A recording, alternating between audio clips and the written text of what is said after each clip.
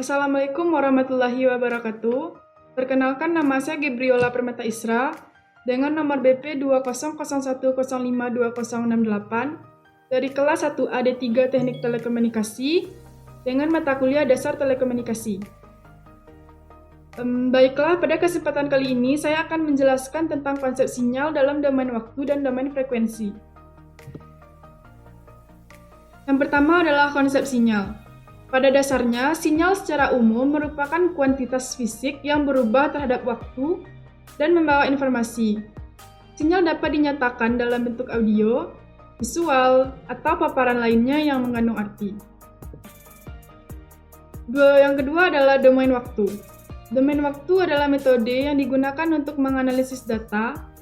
Sengaja analisis domain waktu menganalisis data selama periode waktu tertentu. Fungsinya seperti sinyal elektronik, perilaku pasar, dan sistem biologis adalah beberapa fungsi yang dianalisis dengan menggunakan analisis domain waktu. Untuk sinyal elektronik, analisis domain waktu terutama didasarkan pada plot waktu tegangan atau plot arus saat ini. Dalam analisis domain waktu, variabel selalu diukur terhadap waktu. Ada beberapa perangkat yang digunakan untuk menganalisa dan berbasis domain waktu, yaitu oskilator sinar katoda atau CRO adalah perangkat yang paling umum saat menganalisis sinyal listrik pada domain waktu. Instrumentasi komputer lain, grafik, dan data numerik mentah dapat digunakan untuk menganalisis data pada domain waktu. Yang ketiga adalah domain frekuensi. Domain frekuensi adalah metode yang digunakan untuk menganalisa data. Ini mengacu pada analisis fungsi matematis atau sinyal berkenaan dengan frekuensi. Analisis domain frekuensi banyak digunakan di bidang-bidang seperti teknik sistem kontrol, elektronika, dan statistika. Analisis domain frekuensi sebagian besar digunakan untuk sinyal atau fungsi yang periodik dari waktu ke waktu. Ini tidak berarti bahwa analisis domain frekuensi tidak dapat digunakan dalam sinyal yang tidak periodik. Konsep yang paling penting dalam analisis domain frekuensi adalah transformasi. Jadi salah satu konsep terpenting dari analisis pada domain frekuensi adalah transformasi. Proses transformasi digunakan untuk mengubah fungsi pada domain waktu ke dalam fungsi pada domain frekuensi atau sebaliknya. Salah satu transformasi yang sering digunakan adalah transformasi Fourier.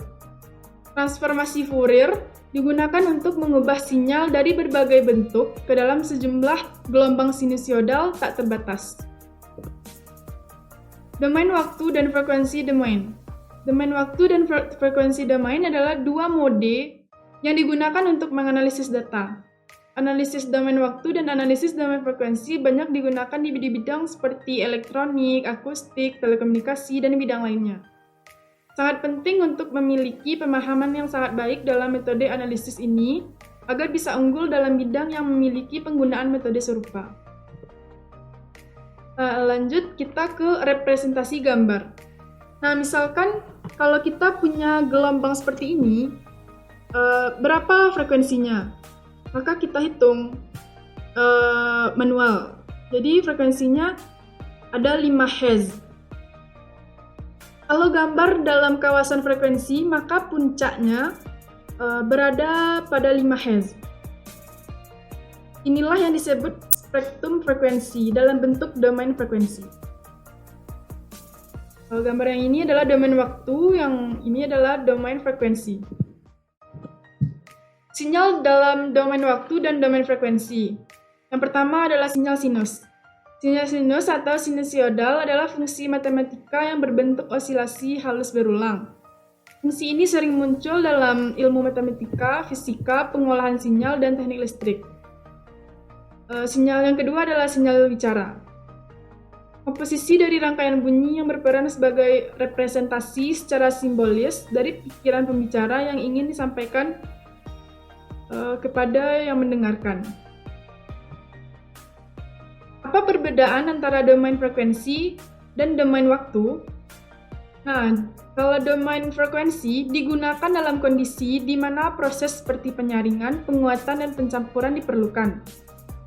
Lalu di analisis domain frekuensi sangat berguna dalam menciptakan pola gelombang yang diinginkan seperti pola bit biner komputer. Kalau analisis domain waktu, memberi perilaku sinyal dari waktu ke waktu. Hal ini memungkinkan prediksi dan model regresi untuk sinyal. Nah, juga untuk memahami data yang dikirim dalam pola bit seperti itu dari waktu ke waktu.